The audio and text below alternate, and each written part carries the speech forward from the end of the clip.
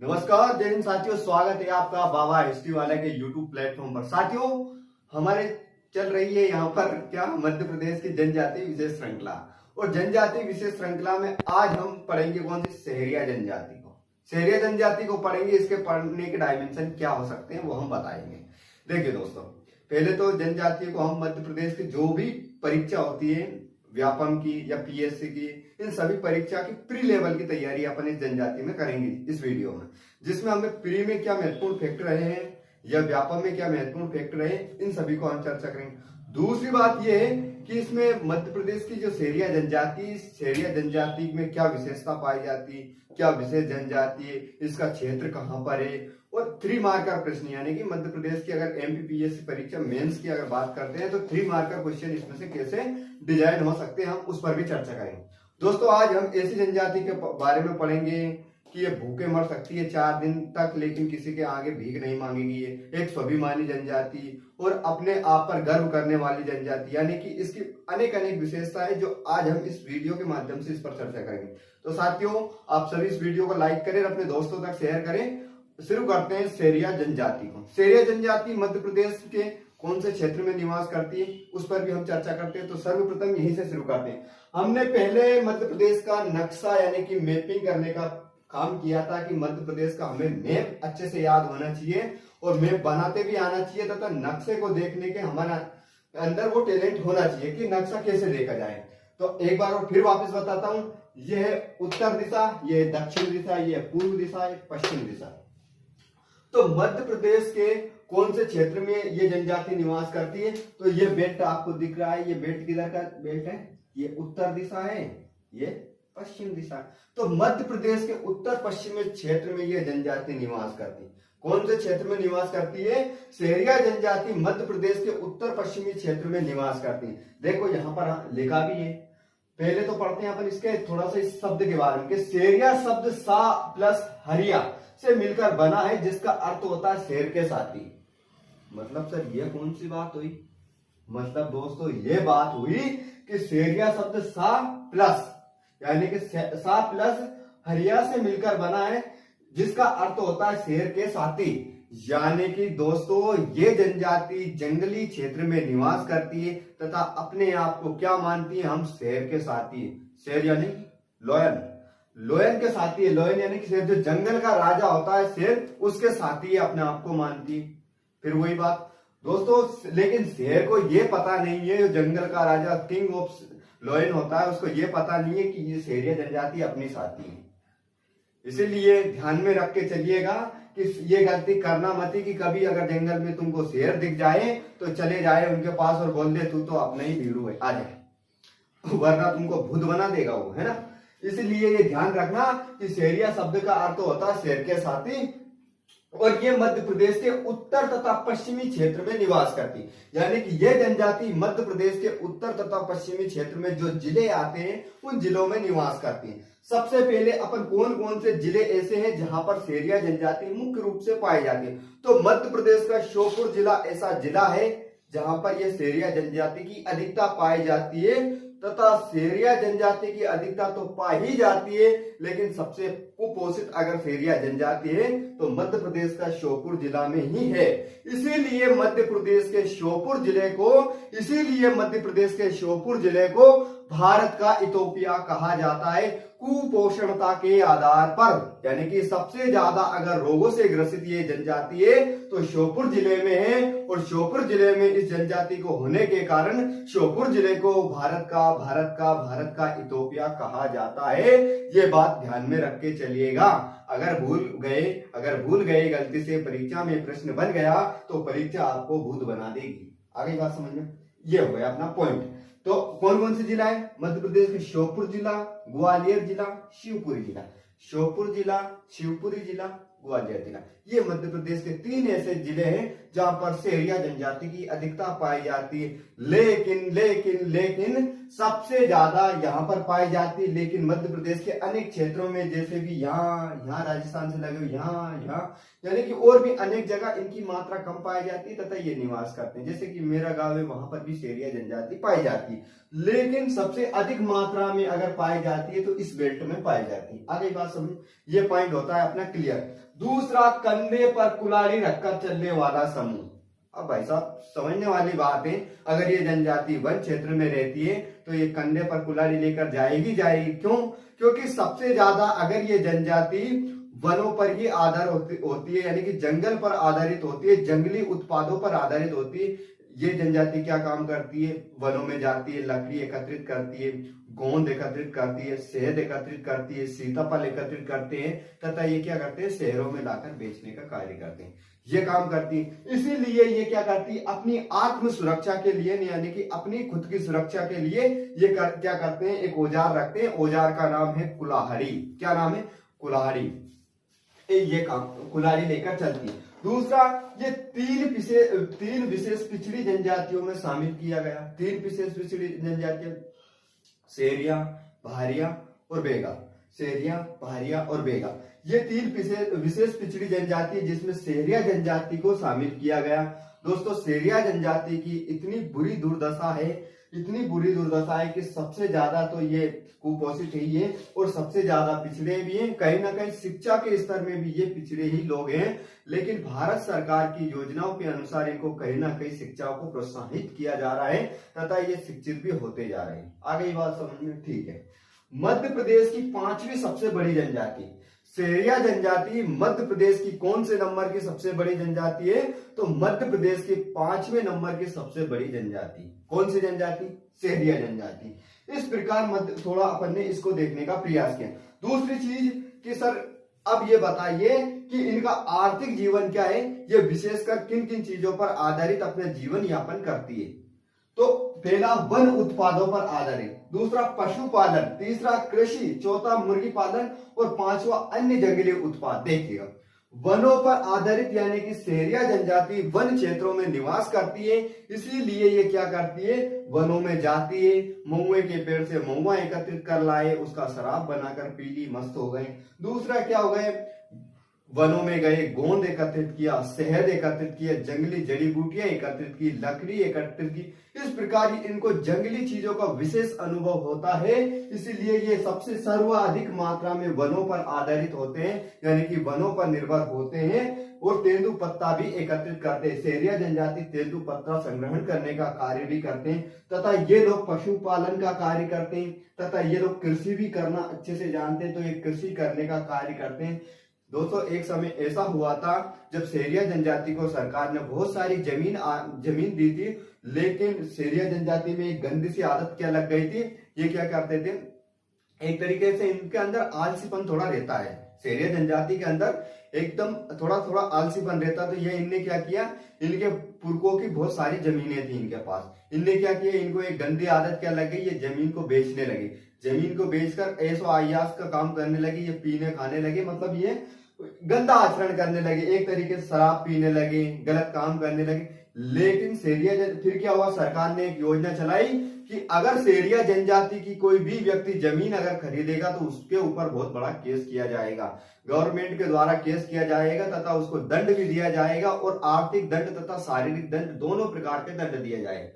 कुछ वर्षों के लिए उसको कैद कर दिया जाता तथा कुछ पैसे उससे ले लिया जाता है, जिसकी संख्या लाखों में होती थी। इस प्रकार की एक योजना चलाई जिसके अंतर्गत सेरिया जनजाति की जमीन को बचाया गया। यानी कि ये बहुत भोले भाले लोग थे सेरिया लोग, इनको सेठ साहूकारों की चपेट में आकर ये अपनी जमीन को बेचने लग गए थे, इसलिए इनके लिए योजना चलाई तथा सरकार ने ऐसा क्षेत्र जहां पर क्या उनको कृषि के लिए जमीन अगर नहीं थी तो उनको कुछ उद्योगों से जोड़ने का काम किया। जैसे तेंदु पत्ता हो गए, तेंदु पत्ते को संग्रहण करना, दूसरा क्या हो गया, गोंद को संग्रहण करना, जिसके बाद में कुछ घरेलू उत्पाद बनाना, यानी कि कुटीर उद्योगों को महत्व दिया गया, जिसमें सर्वप्रमुख एक उद्योग था मुर्गी पालन तथा मछली पालन। यानी कि सेरिया जनजाति को एक विशेष प्रकार की मुर्गियों की नस्लें दी गई है, मुर्गियों को चूजे दिए गए, जिससे क्या किया उन्होंने, मुर्गी पालन को बढ़ावा दिया गया ताकि इनकी आर्थिक स्थिति को बढ़ाया जाए या सुधारा जाए, है ना। और अन्य जंगली उत्पाद यानी जंगल से और भी बहुत सारे उत्पादों को उनने, खास करके ये जनजाति मध्य प्रदेश के उत्तरी क्षेत्र में पाई जाती है, जहां पर अधिकतम मात्रा में खेर के वृक्ष पाए जाते हैं। खेर के वृक्ष पाए जाते, खेर के वृक्ष से ये क्या करते थे, कत्ता बनाने का काम करते थे। एक और जनजाति को हम देखेंगे, खेरवार जनजाति। खेरवार जनजाति का विशेष नाम आता है, जो कि खेर के वृक्ष से कत्ता बनाने का काम करते हैं। तो दोस्तों एक परीक्षा में प्रश्न बार बार पूछ लिया जाता है, प्रश्न ये पूछ लिया जाता है कि खेर के वृक्ष से कत्ता बनाने का कार्य कौन सी जनजाति करती है, तो हमें बताना होगा खेर के वृक्ष से कत्ता बनाने का काम खेरवार जनजाति करती है तथा सेरिया जनजाति करती है। लेकिन सबसे प्रमुख अगर प्राथमिकता हम परीक्षा में देंगे तो खेरवार जनजाति को ही देंगे कि खेर के वृक्ष से कत्ता बनाने का काम खेरवार जनजाति करती है। कत्ता क्या काम आता है साहब, कत्ता काम आता है पान खाकर जो अपने होठ या मुंह लाल लाल हो जाता है ना, एकदम पिचकारी मारते हैं, तो वो लाल लाल किस वजह से होता है, कत्ते की वजह से। अगर पान में कत्ता नहीं डाला गया तो पान बिल्कुल लालिमा नहीं देगा और उसका टेस्ट भी अच्छा नहीं लगेगा। इसलिए जो पान को खाना पसंद करते हैं, जैसे मेरे जैसे लोग पान को खाना पसंद करते हैं, मैं पान खाता हूँ, अच्छे से खाता हूँ, मीठा पान खाता हूँ, बाकी के तो नहीं खाता हूँ। तो क्या होता है, ये खेर के वृक्ष से कत्ता बनाकर बेचने का काम करते हैं। दूसरी चीज ये हो गई। अब आगे हम देखेंगे कि ये पितृसत्तात्मक समाज तथा संयुक्त परिवार में रहते हैं। इनमें इनके घर का मुखिया पिता होता है। क्या ये पिता की आज्ञा के अनुसार ही चलते हैं तथा एक समूह में रहने का कार्य करते हैं, इसलिए संयुक्त परिवार में रहते हैं। इनके अंदर संयुक्त परिवार की प्रथा है तथा पितृसत्तात्मक समाज को ये फॉलो करते हैं। दूसरा, संयुक्त परिवार का अर्थ क्या होता है, ये एक कुटुंब कबीले के रूप में रहते हैं, यानी कि कुटुंब के रूप में सभी मिलकर अगर रहते हैं तो उसको कुटुंब कहा जाता है। क्या, और एक शब्द और चलता है, कबीला। कबीला किसे बोलते हैं, बहुत सारे कुटुंबों का समूह बन जाता है तो उसको कबीला कहा जाता है। कबीले का एक सरदार होता है और सरदार को ही क्या बोला जाता है, पटेल बोला जाता है। यानी कि पितृसत्तात्मक समाज हो गए। दूसरी चीज है, ये संयुक्त परिवार में रहते हैं। अब संयुक्त परिवार में रहते हैं तो उसको कुटुंब बोला जाता है। क्या बोला जाता है, कुटुंब बोला जाता है। अब बहुत सारे कुटुंबों से मिलकर एक कबीला बनता है। क्या बनता है, कबीला बनता है। उस कबीले का एक मुखिया होता है। क्या होता है, उस कबीले का एक मुखिया होता है। उस मुखिया को बोला जाता है पटेल। पटेल भी बोला जाता है। इस बार मध्य प्रदेश पीएससी ने क्वेश्चन पूछ लिया था, खूटिया पटेल। तो उसी गांव के मुखिया या उस गांव के जो मेन सदस्य होते हैं उसको क्या बोला जाता है, एक प्रकार से सेरिया जनजाति को खूटिया पटेल भी कहा जाता है। क्या कहा जाता है, खूटिया पटेल भी कहा जाता है। ये मध्य प्रदेश पीएससी का बहुत ज्यादा इंपॉर्टेंट क्वेश्चन है, जो बहुत सारे लोगों ने गलत भी किया था। तो इसलिए ध्यान में रख के चलिएगा, क्या चलिएगा कि मध्य प्रदेश में जो सेरिया जनजाति है और सेरिया जनजाति के जो मुखिया होता है उस मुखिया को खूटिया पटेल कहा जाता है। आ गई बात समझ में, चलो आगे बढ़ो। सेरिया जनजाति के रहने के स्थान को क्या बोला जाता है, सहराना।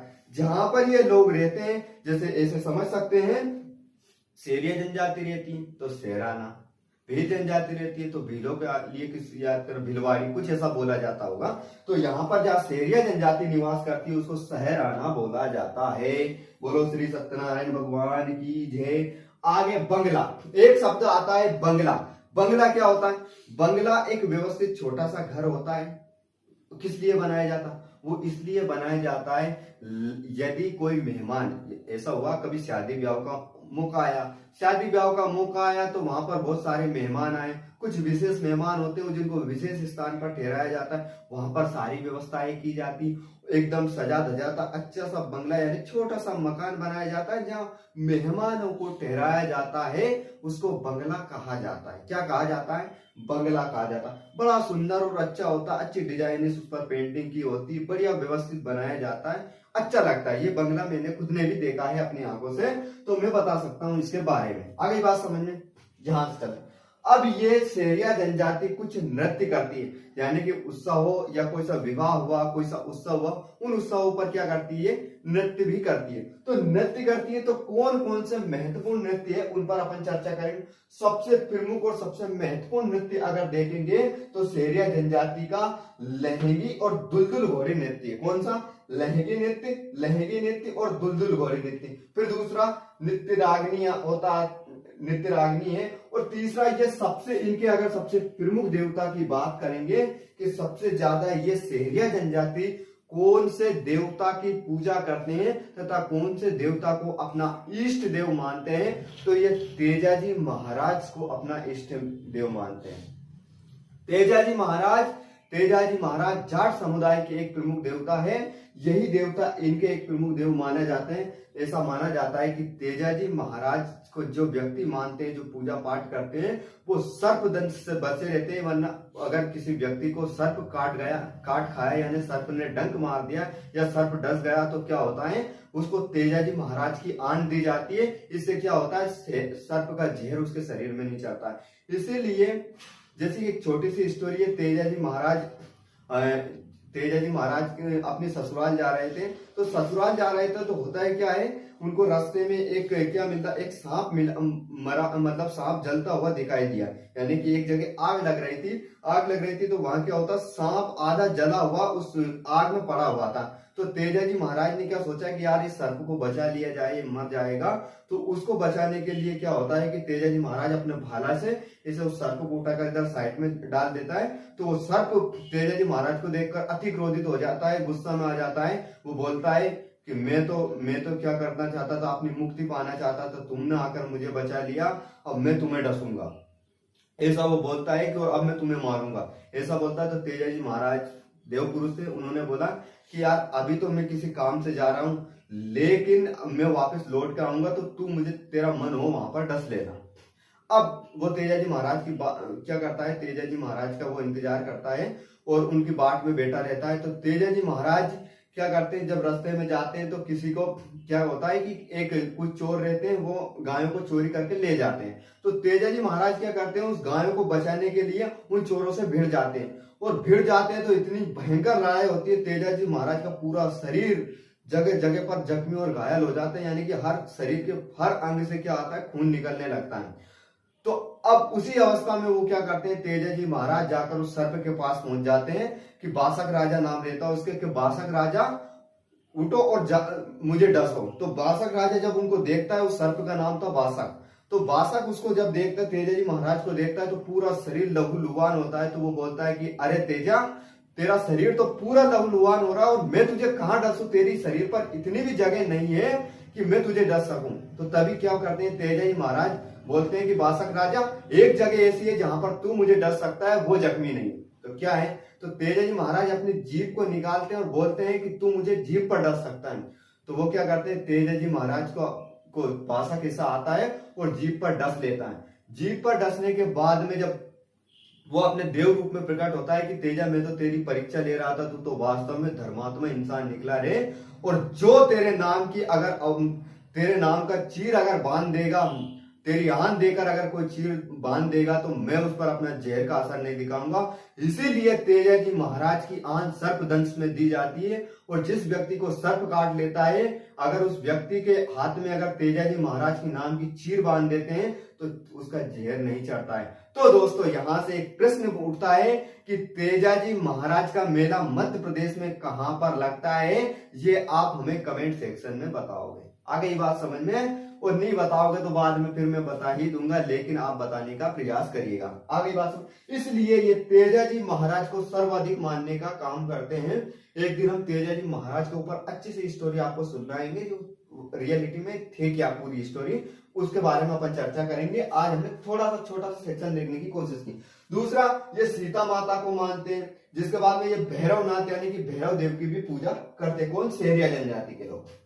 दूसरा ये विवाह, इनकी विवाह पद्धति क्या होती है, जैसे कि हिंदुओं में कैसे विवाह होता है, जैसे कि हिंदुओं में किस मान्यता के आधार पर विवाह होता, उसी मान्यता के आधार पर सेरिया जनजाति के लोग भी विवाह करते हैं। जैसे कि पंडित को बुलाएंगे, वही शगुन भेजेंगे और वही सभी दोनों परिवार, दोनों पक्ष मिलकर विवाह को संपन्न करवाएंगे। इसी प्रकार क्या होता है कि सेरिया जनजाति में भी लोग अपना यही विशेष प्रकार से विवाह करवाते हैं, जो आमतौर पर अपन विवाह करते हैं, जो हिंदू धर्म के लोग विवाह करते हैं। दूसरा, सर्वाधिक सर्वाधिक मात्रा में क्या है, सेरिया जनजाति राजस्थान के 12 क्षेत्र में निवास करती है। अब दोस्तों यहाँ की थोड़ी स्टोरी में बताता हूँ। राजस्थान के 12 क्षेत्र में ये जनजाति निवास करती है। क्या होता है, वहां पर पानी की सर्वाधिक मात्रा में कमी होती है। कहां पर, 12 राजस्थान में। तो क्या करते हैं ये लोग, ऐसे गड्ढों में पानी ढूंढते रहते हैं, गड्ढों में पानी ढूंढते तथा साड़ियों से ये पानी को छानने का काम करते हैं। यानी कि उनके पास विशेष रूप से इनके पास आर्थिक रूप से ये कमजोर होते हैं, तो ये पानी को छानते हैं और उस पानी में बहुत सारे के बैक्टीरिया, वायरस पाए जाते हैं, जिसको वो पी लेते हैं और पीने के बाद में वो मूल रूप से बहुत ज्यादा बीमार हो जाते हैं। बीमार हो जाने के कारण ये बहुत ज्यादा मात्रा में कुपोषित भी होते हैं। क्यों? क्योंकि इनको सही मात्रा में पानी नहीं मिल पाता, जिसके बाद में उनके दांतों पर कीट टाइप का जम जाता है, जो पीलापन देता है, जैसे कि ऐसा लगता है कि दांत में सड़न सी हो रही है। और सर्वाधिक मात्रा में क्या होता है, ये टीबी नामक एक रोग रहता है, क्षय रोग भी बोले जाते हैं, इस क्षय रोग के शिकार हो जाते हैं। इसीलिए सर्वाधिक मात्रा में क्या होता है कि ये कुपोषित जनजाति है। क्या सबसे ज्यादा कुपोषित अगर बीमारियों से ग्रसित कोई सी जनजाति मानी जाती है तो सेरिया जनजाति मानी। इनमें एक विशेष चीज होती है। क्या विशेष चीज होती है, ये लड़की के जन्म को शुभ मानते हैं। यानी कि लड़की का जन्म अगर इनके यहाँ पर हुआ है तो सबसे ज्यादा मात्रा में क्या ये शुभ माना जाता है कि हमारे घर में लक्ष्मी आई है। क्या आई है, लक्ष्मी आई है। इसीलिए सबसे ज्यादा अधिकतम मात्रा में सेरिया जनजाति की जो लड़कियां होती है उनका नाम भी लक्ष्मी जैसा रखा जाता है। मैंने तो अधिकतर लक्ष्मी सुना है, तो आपने कोई सा सुना तो पता नहीं। दूसरी चीज है, सर्वाधिक मात्रा में कुपोषित होने के कारण मध्य प्रदेश की सेरिया जनजाति को या मध्य प्रदेश के श्योपुर जिले को क्या कहा जाता है, भारत का इथोपिया कहा जाता है। इस प्रकार क्या होता है, अपनी ये सेरिया जनजाति पूरी कंप्लीट होती है। इसी के साथ नमस्कार, राम राम, मैं एचटी वाला आप सभी से विदा लेता हूँ। जय हिंद, जय भारत।